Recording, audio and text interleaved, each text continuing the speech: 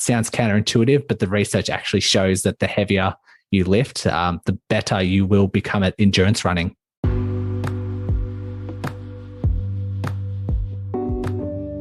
Welcome to the Run Lift Mom podcast, where we're talking about running, lifting, and momming, not necessarily in that order. We're going to be squarely in the running and lifting categories today because I've got Brodie Sharpe of the Run Smarter series and the Run Smarter podcast. Brodie is a licensed physio in Australia who specializes in helping athletes prevent injury and create smart, efficient running routines. You guys are going to love hearing from him because he not only goes over the rate of injuries in running and why we get injured, but also how to prevent those injuries.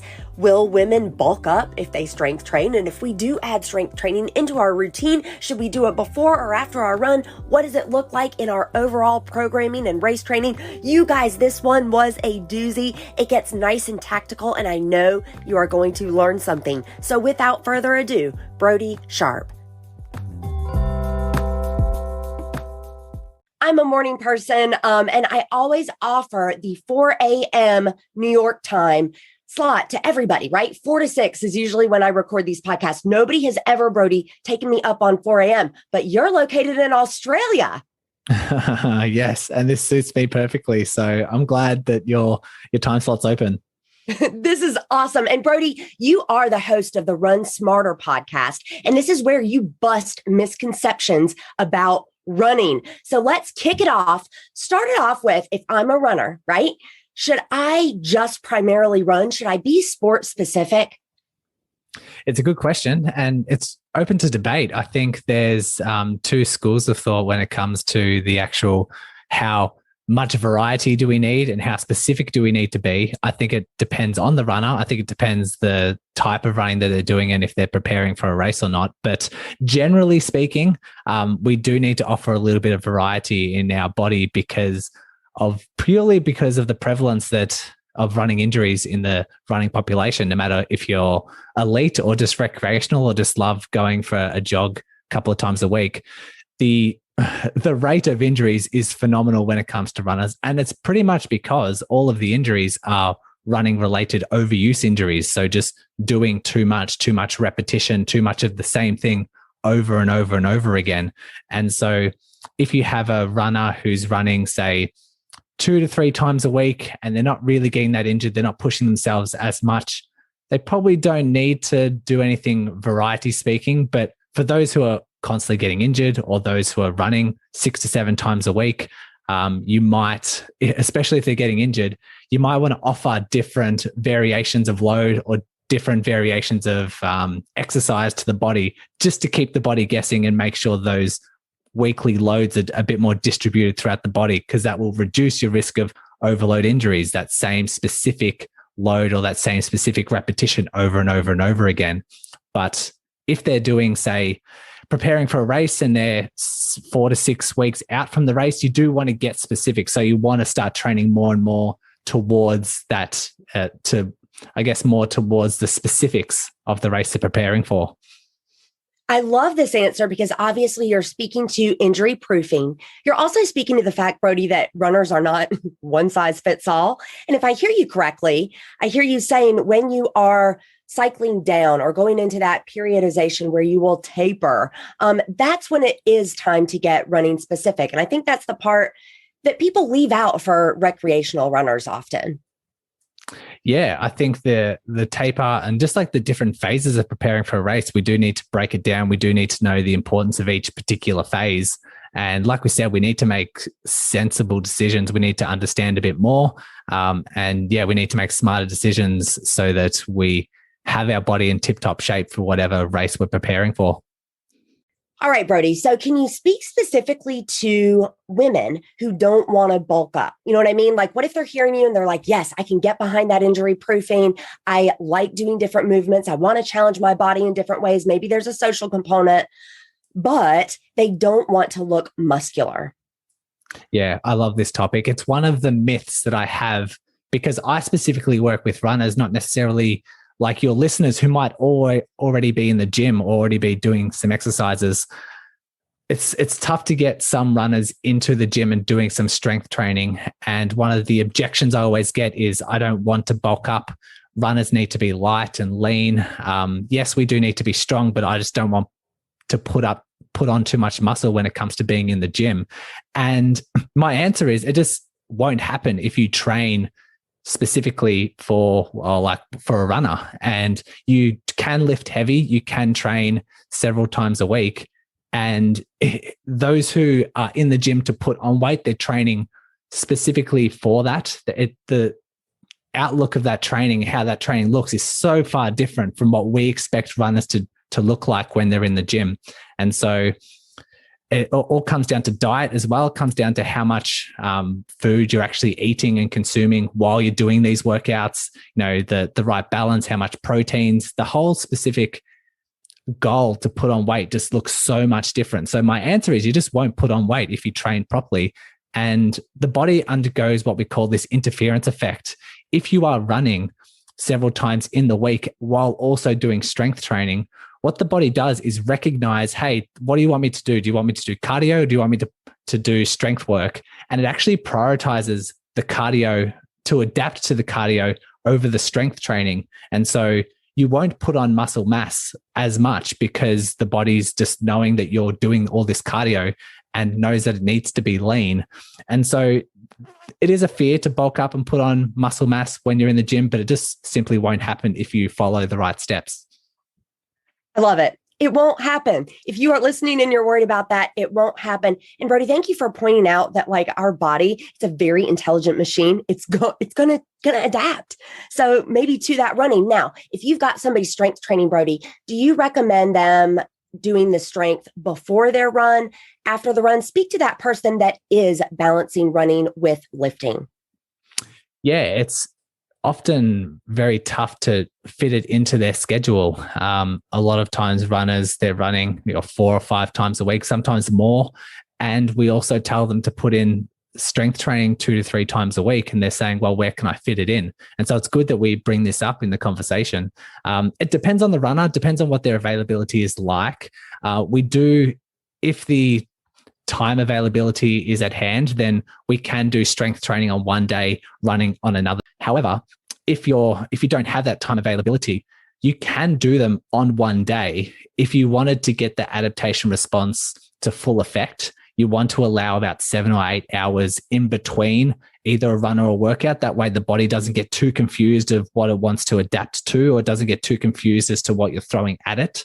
So if you wanted to run in the morning and then do your strength session in the late afternoon or night, that's plenty of time for the body just to reset and adapt to the next training cycle that you're going to put it through. But we do prefer that we do the strength training sessions after a run. We don't want to do a strength training session and run on fatigued legs, because then we start doing something a little bit different. Potentially, if you're fatigued, you can start changing how you're running. Things can get a little bit sloppy. You start to hit the ground a little bit harder. And if we know anything from running injuries and ground reaction forces, that's not an ideal environment that you want to be. So you want to run with fresh legs. And then if time is available to you, leave it a couple of hours and then do your strength sessions later on in the day. So this is where that sport specificity comes to mind. So if running is the primary sport, I love hearing you say, especially with knowing, hey, overuse injuries, that is the most common thing. Don't get out there on tired legs and be sloppy. For a lot of the moms that listen to this show, that splitting the workout is going to make a lot of sense. So listener, I want you to think about your schedule, and maybe you're doing something like Brodie pointed out, and you're doing that, run in the morning and that strength session in the afternoon. Can you tell me, Brodie, when you program strength training specific to women, what types of movements are you having them doing? It's the same as males, actually. So actually, it's quite simple. It can be as simplistic as just doing squats, doing lunges, doing deadlifts, doing calf raises, anything that's trying to encourage the propulsion when it comes to running. Where people do get a little bit confused is to the repetitions and how heavy we should be lifting. There's often a myth that I love busting around that.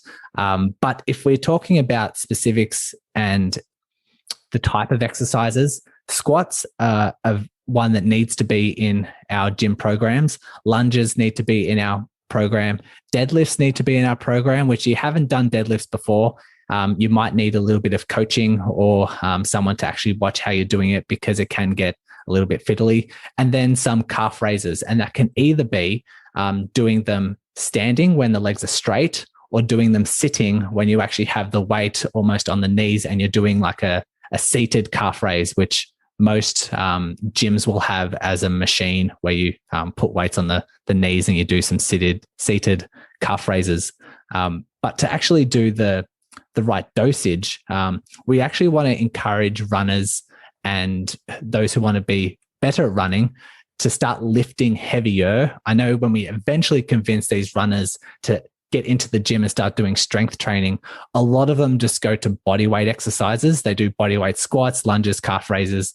They do their rep ranges around 15 to 25, 3 sets of those. And they're very good at them because they're lean and they love doing the stuff related to body weight. But what we encourage them to do once they're strong enough to do them and once they have the adequate technique is starting to slowly add onto weights. So we're slowly getting towards the 8 to 10 rep max range, which ends up being quite heavy. It takes a couple of months for you to adapt and get there, but that should be the overall goal, to start implementing heavier and heavier weights, because that can make you a better runner. It sounds counterintuitive, but the research actually shows that the heavier you lift, the better you will become at endurance running. Ooh, I love it. Lift heavy, run long. And is that the misconception you were speaking to? Just that we think we should be doing body weight and a lot of volume? Yeah, that's right. And there's actually some really nice studies out there to show you get the same population of people and put them through different strength strategies, that being body weight, plyometrics, heavy strength, and see how they perform when it comes to a half marathon or a marathon distance. And it does sound counterintuitive that it makes sense that you want to be lean, you want to train your muscles for endurance, you want to make sure that they can handle those high rep ranges. But what people fail to recognize is that they're already filling their endurance bucket every time they go for a run. So their endurance is almost maxed out. And so when we're in the gym, we need to utilize that time to offer different things to the muscle, challenge the muscle in different ways, and build up their strength and power while they're not running, and just use it as another opportunity to offer the body something different. And so we do see that those who do plyometrics and those who do heavy strength work actually start to improve on their endurance times. So like I said, it's a counterintuitive, but that's why we're here, to sort of bust these misconceptions. You know, it makes perfect sense to me if power output is the goal, if we are beginning with the end in mind. I love how you said, don't put more endurance in that endurance bucket, like your aerobic capacity. You're addressing that with running. Is that correct? Yeah, that's right. And if we start lifting heavier and we start actually applying that principle, the muscles themselves actually become more efficient. They actually can start utilizing oxygen a bit better as well. And so when it comes to working at lower intensities, you're actually performing better as well. So you're what we call your running economy. So if you're running at a certain speed, it feels a lot easier. So the muscles can start utilizing the oxygen a bit more efficiently. Ooh, as mothers, we love hearing about efficiency. Now, Brodie, you mentioned if somebody is unfamiliar with the deadlift, for example, getting someone to teach the form, and we know that's really important. We are living in a world at the time of this recording, 2021. There are a lot of virtual opportunities available, as well as still that in person. You're a physio, and you do this with folks. What are some of your favorite resources for people if they're interested in strength training or improving that running economy? If they're interested in strength training, I do have a book that is great for runners. It's by Richard Blagrove, who is in the UK. He's a researcher, and he has a book called Strength and Conditioning for Endurance Runners. And it's something that I constantly refer back to. It does have the type of exercises runners need. It has these running myths, like putting on too much weight or putting on too much muscle is one of the myths that he includes, and actually has a list of all the research out there to disprove and bust a lot of these myths. But it covers everything. It covers the right technique. It covers how to plan out your weekly progress, how to plan out your weekly routine, and also those little tips and tricks around technique for squats and lunges and deadlifts and what to look out for. And yeah, it's a massive resource. It's complete with all the stuff that runners need for strength training. All right, listener, did you hear that? We are strengthening that posterior chain, and I'm going to put this book recommendation in the show notes. You will click details or swipe up. Depends on the player that you're in. Brodie, tell us more about how to find you. Yeah, absolutely. So I host the Run Smarter podcast, and I help educate runners, help them have clarity and control when it comes to either dealing with injury or preventing running injuries. And had a little bit of a taste of it today, just trying to uncover a lot of these myths. But you can download or just search for the Run Smarter podcast. And I recommend, if you're new to this sort of stuff, have a listen to the first 10 episodes. They cover the 10 universal principles that every runner needs to know for injury prevention. So I think you can start there. And then most people will either reach out to me on Facebook or Instagram.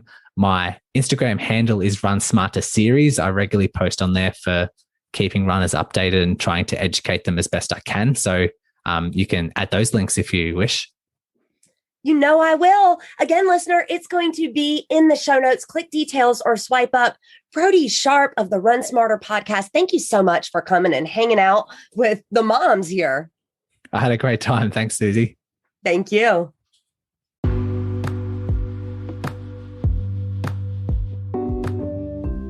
Thank you so much for listening to the Run Lift Mom podcast. I want to let you know that you can swipe up in the podcast player that you're in to see the show notes.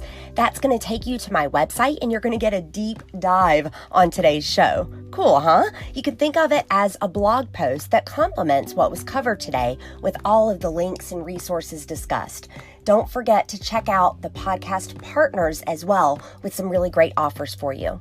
And until I get into your earpiece again, remember, for while bodily training is of some value, godliness is of value in every way, as it holds promise for the present life and also for the life to come. That's from 1 Timothy 4:8, and this has been the Run Lift Mom podcast.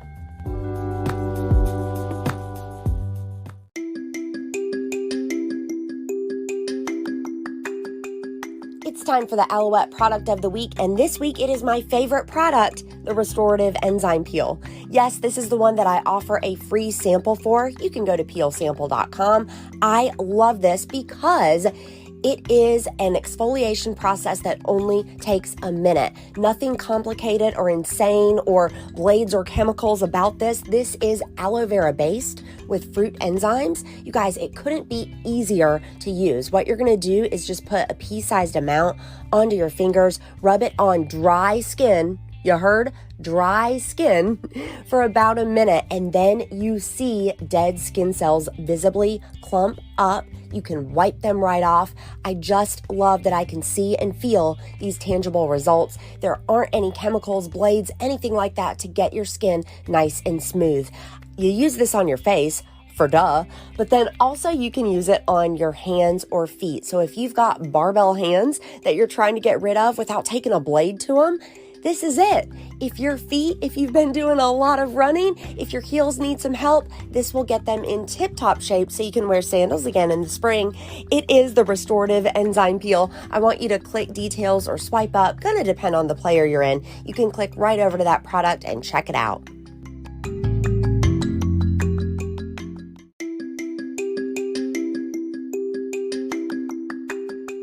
Are you tired of meal services that deliver directly to your door, but then cost you another hour to actually prepare it and get onto the table? If so, I think you're going to love my friends at Factor. They are a delivery service with fully prepared, intake friendly, so keto, macro conscious, low carb, vegan, you name it. They have all of these things in a special menu prepared by dietitians, fresh, never frozen. This is amazing. If you're a busy working mom or you simply need a shortcut, I want you to look no further than Factor. You can go to runliftmompod.com/Factor Factor. Again, that's runliftmompod.com/factor and use Factor 2020 at checkout for $25 off your first week.